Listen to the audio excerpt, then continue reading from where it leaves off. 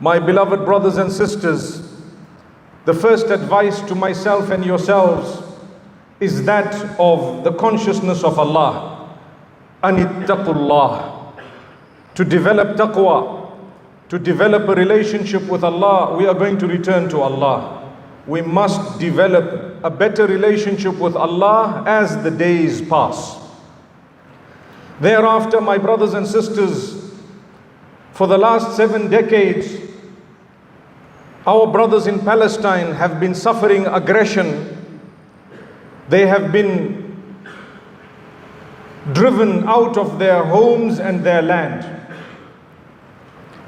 They have been killed in the tens of thousands over the decades. Millions of them were forced to leave their homes. This is not something new. This has been happening for more than 7 decades. The people from across the globe, the Zionists, who wanted to create a state for themselves, lied to their people that a people without a state or without a land shall be given a land without a people. Yet, it was not a land without the people or without people. There were people there, but these people do not consider the rest of mankind as people. You will hear their religious men say that they are the only ones who are actually human. The rest were supposed to be dogs and cats and animals, but God did them a favor by making them in the shape of humans so that they can serve them. And these are their teachings, not ours. So they were driven by this falsehood that was fed to them by their leaders, that you shall go to a land without a people. In the meantime, the Palestinians were killed. In fact, initially they were deceived into believing that the people who have come here are looking for refuge. So they actually welcomed them initially as good Muslims. You and I know that we are taught when there is a good Muslim, anyone who is in need, we should reach out to them. We should pray for them. We should help them. We should give them food and drink no matter who they are. Unfortunately, these people came with deception. The idea was to usurp the land. That land belonged to the Palestinians. And who were the Palestinians? They are people predominantly Muslim, but they had amongst them those Christians and Jewish who were actually Palestinian. And the reason why the bulk of them were Muslim is because over the centuries they became Muslim. A lot of them who have actually done DNA tests have discovered that they have the blood of the original Middle Eastern Jewish people who were in that place. And therefore they became Muslim. The Zionist was not interested in what your roots were. Coming from different parts of Europe and Ukraine and wherever else they came from, America and so on, they were only interested in taking that land for purposes that were actually to usurp the resources that they discovered under the feet of those and to create a base for themselves in the Middle Eastern region and so on. They were never religious reasons in the true sense, but they used religion to manipulate and con their own people. And this is why to this day they say we have a divine right to this land. You and I know we are Muslims. Do you have a divine right to Mecca and Medina just to go there, usurp it by virtue of you being Muslim because our Prophet was in Mecca and Medina? And by the way, we follow Jesus, may peace be upon him, and so do the Christians. Do we have the right to go and claim Bethlehem where he was born? Similarly, we follow Ibrahim alayhi salam. Do we have the right by virtue of us belonging to a faith to just go and claim the land where our leader was? Today there are so many other religions. Each one believes they are following the truth. They have their leaders. Do you think that it is okay for anyone who's following a faith to say that wherever my leader is or was, suddenly the land is mine, whoever else is there, I can take it away, I can kill them, usurp the land, drive them out, do whatever I have to. My brothers and sisters, the aggression must stop. The aggression must stop. May Allah Almighty grant them victory, the Palestinians. May the land be returned to the rightful owners like it was in South Africa, in Nigeria, and everywhere else. When the colonialist came, usurped the land. You and I know they killed people, they drove people out of their homes, they claimed land that was not theirs. The wars in some cases lasted hundreds of years, but because it was a war of justice, Allah granted victory and independence to the people, even if it came after 300 years in some cases. May Allah Almighty grant us an understanding. So don't be fooled. Don't let anyone tell you, no, this land belonged to those people. They are not Middle Eastern. You can actually look at them and you can tell. And this is the reason why I've said it in the past and I'm repeating it now, that it is prohibited for an Israeli to actually have a DNA test in Israel. A DNA test, an ancestral DNA test to discover who your ancestors were. And those who did it outside of Israel, they found that they were not connected to that place in any way, shape or form. And this is a fact. There were people who argued with me the last time I said it, and they went back to check it, and it is true. May Allah Almighty protect us. You would only need to do that if you know you have lied and you have based the entire conquering of this whole region and a whole people you drove out based on a lie. Similarly, my brothers and sisters, the only nation or the only group of people, the only place on earth where you find what is known as an iron dome is that place. Why? They know at any given time the truth can come out and people may come back for their land, and they know the truth. The people know the truth around. The Palestinians know the truth. They were driven out of their homes in their millions. Wherever they've gone on earth, do you know they have something known as no right of return, which means you are out, you can never ever come back here. It's ours. How is it yours? Look, the Bible gave it to us. The Bible gave it to us. My brothers and sisters, doesn't the Quran say that Allah will give the whole earth to those who believe? Can I use that verse and claim everything on earth? I cannot do that. So my brothers and sisters, I have chosen to begin this beautiful sermon from this blessed pulpit to conscientize ourselves regarding what is going on. And it is our duty as Muslimin. We feel the pain. Our children are dying. Our babies are dying. Our men and women are dying. The innocent are dying. For them to come out and defend themselves or to try and reclaim what is rightfully theirs, they call it aggression, they call it terrorism, they call it whatever they want to call it, and they keep saying, we have a right to defend, but what about them? They don't have a right to defend. Imagine the criminal is telling you we have a right to defend. A thief comes to you in your house, steals your whole house, kicks you out of that house. He has a right to defend himself while on stolen property. May Allah Almighty grant us a good solution for this matter and this issue. It's been going on for too long.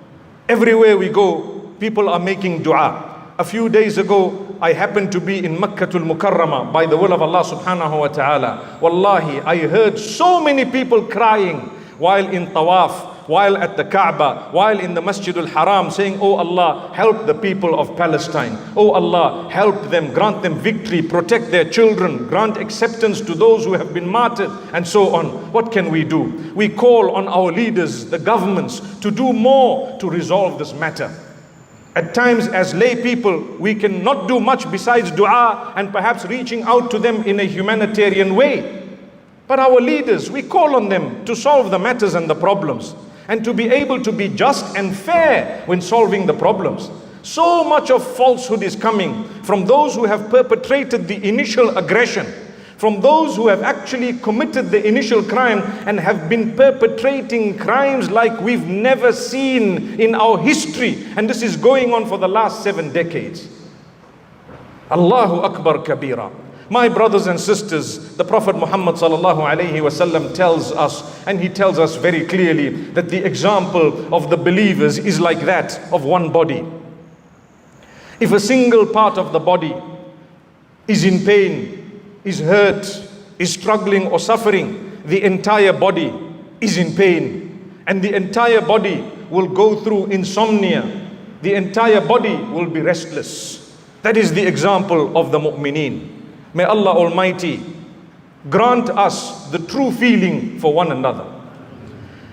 I wish to draw your attention to the duty that I have and you have to reach out to those around us who are struggling. There are people in our communities who cannot afford things. Be charitable, my brothers, my sisters. If Allah has blessed you with something, give it, share it, and Allah will grant you. Look at the Muhajirin. When they made hijrah from Mecca to Medina, they arrived in Medina Munawwara. Do you know, no one ever called them refugees. No one ever called them refugees. Because they were taken in, a family took in a family. They shared what they had. They ensured, these are my brothers, my sisters. Let us look after them as though we are brothers. That unity was something brought about by Islam. Today, we may not be asking you to bring in a destitute family into your home, but what we would encourage each other, including myself, is reach out to them at least. Help them. Allah will help you. The day when no dinar and no dirham will be helping, Allah will assist those who have already spent those darahim and dananir in a good cause. May Allah Almighty grant us goodness. I call on you to make life easy for those around you. Never be a vehicle of making life difficult for others, because it comes back to us, my brothers and sisters. We make life easy for others. Whoever creates ease for a believer, Allah will create ease for them in this world and in the next. That is a hadith of the Prophet sallallahu alaihi wasallam. If you see someone in a problem, in an issue, someone going through struggles, the minimum you should do, say a good word for them. Pray for them at least. And if you can help them in a bigger way, it will be a bonus to help them in a bigger way. Allah will help you in a bigger way. Man naffasa an muslimin kurbatan, naffasa Allahu anhu kurbatan min kurabi yawmil qiyamah. There are many narrations that explain the reward of creating ease in the life of a believer who is struggling, and how Allah will create ease for us in the hereafter. Another narration says, in this world and in the hereafter. Would you not like ease in your life? Well then, create ease for others, and Allah will create it for you. Sometimes we forget, we take it for granted, and we don't realize our days on earth are numbered. Please pack away as many good deeds as you can before you return and before you meet with Allah subhanahu wa ta'ala. Right now we are alive, we are breathing.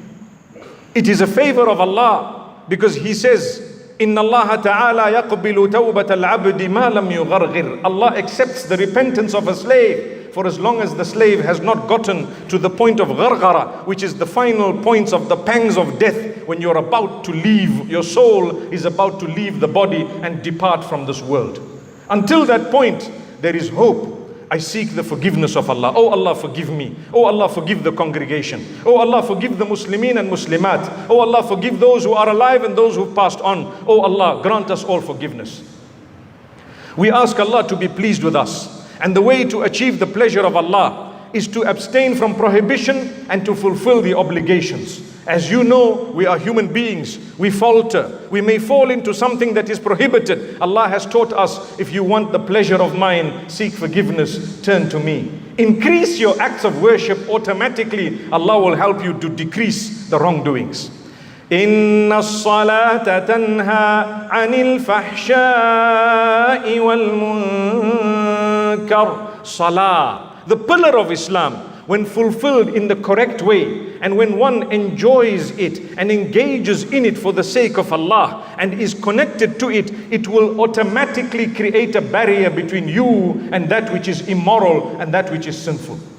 It will automatically create a barrier. If you want the help of Allah, be regular with your 5 daily prayers. Come what may, you pray. Come what may, you pray. You have a weakness, you still pray. You've done something wrong, don't forget your prayer. You may not have been dressing appropriately at times, because some people are still struggling with their hijab and with whatever they are supposed to be dressing with. if you are struggling still when it comes time for salah, do not leave that salah. I'm not saying it's not important to address the issue of hijab. It is important, but a way to get there is to ensure that you have started somewhere. Salah is the key. And inshallah, you will open the door by the will of Allah. Because Allah gives you a connection. Once you are connected with Allah, everything else becomes easy. When you look at others, you look at them with the eyes of love. You do not look at anyone with the eyes of envy and jealousy. You do not create problems in society and community. You do not deceive people, because a believer does not deceive anyone. You don't cause that which will harm others or do something that will create loss intentionally, because you're a believer. You know, if someone has, I'm happy. If I have, I am happy. I will spend. And if Allah has used me to spend, I consider myself gifted. Because Allah only accepts the wealth of those whom He loves. Whenever you see a good cause, don't think that the good cause will depend on you alone. But rather, the good cause, Allah has allowed it to be there in order to give an opportunity for you and I to be a part of it.